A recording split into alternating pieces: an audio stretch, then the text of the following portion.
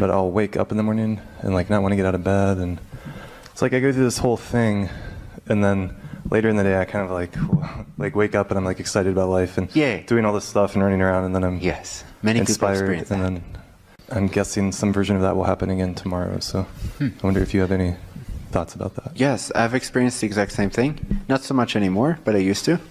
And I see many people experience it, whether or not they are aware of that. In other words, who here, just raise your hand just as a sort of mini survey, who here experiences that late afternoon, evening, night, they're more clear, they're more awake, they're more aligned than when they wake up? Anyone? Have you noticed? Not always, not every day, but a lot of the days. You wake up and it's like you have to get your clarity engine starting again. Have you noticed? Many teachers in the past have recommended don't sleep too long, actually. This is one of those reasons. Many meditation retreats don't allow you to sleep for too long, precisely also because of this reason. Because literally, physically, on the physical level of your identity, on the physical level of your expression of your consciousness, when you wake up after 8 or 9 hours of straight immobilization, you literally do have to get started again. Like, as part of this illusory paradigm that we've created, there is some sloth, there is some slowness, there is some inertia going on with that. And so also that is to teach us the lessons of balance and the lessons of clarity and precision and alignment. It's all a physical representation. It's an excuse, it's a permission slip for us to play with the physical in such a way that it teaches us balance, that without those limitations we could not teach ourselves. So first of all, my first recommendation, sleeping less is definitely not my first recommendation, but it is in there along the lines of things you could experiment with. My first recommendation is to really, really find your joy. Not so much even find, because that can be deceiving. Whenever I say like find your joy, or find out what you're here to do, or find out what your bliss is or your purpose, people tend to trip up a little bit over that idea. They tend to seek for it.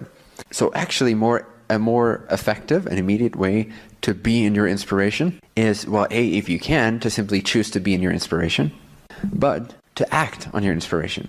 Meaning that when it does occur, when you do have a moment of inspiration, don't doubt it, don't hesitate, with integrity and truthfulness, go for it, fearlessly. And when you start acting on your inspiration like that, you start discovering what it is. But before you start acting on it, you can't really discover what it is, because you have no access to it. You're just groping in the dark. Does that make sense? So act on your inspirations. Are you doing that? I feel like I did today. Okay, nice, nice. I mean, I feel like I do, but there's like these moments of like losing touch with that. Okay, and that's all right. Yeah. Do you do it to the best of your ability, would you say?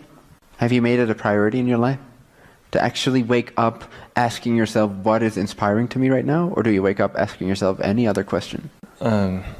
Lately, it's like I've gotten away from that, but in the past, there's been times where I felt that.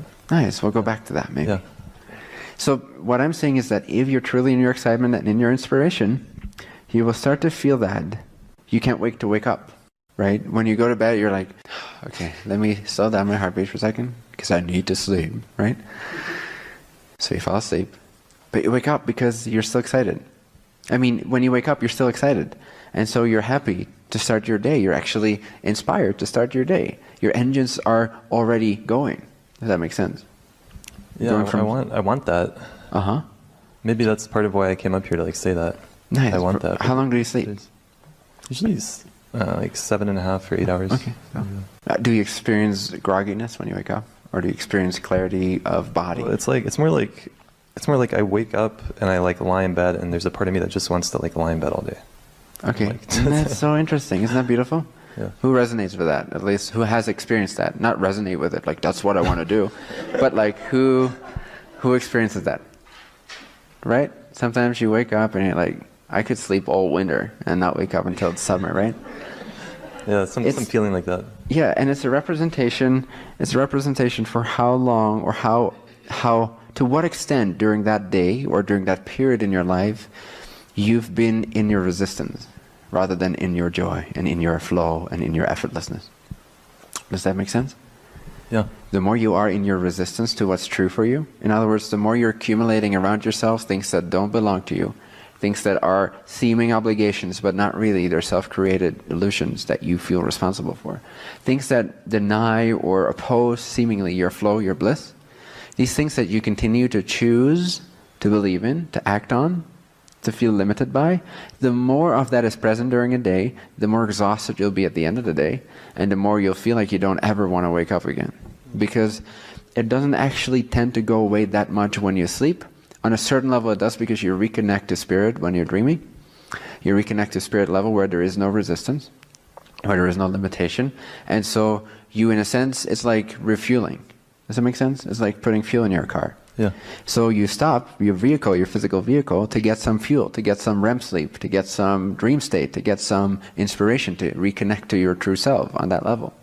And then you have more of a capacity to deal with what you left off with when you wake up. But when you wake up, usually, you still are left with what you created the day before, whether energetically or physically or circumstantially or financially or socially. But your capacity to handle it usually is a little higher, unless the layer of negative definitions and resistance is so thick that when you wake up, that's the first thing you experience. And it's like, oh no.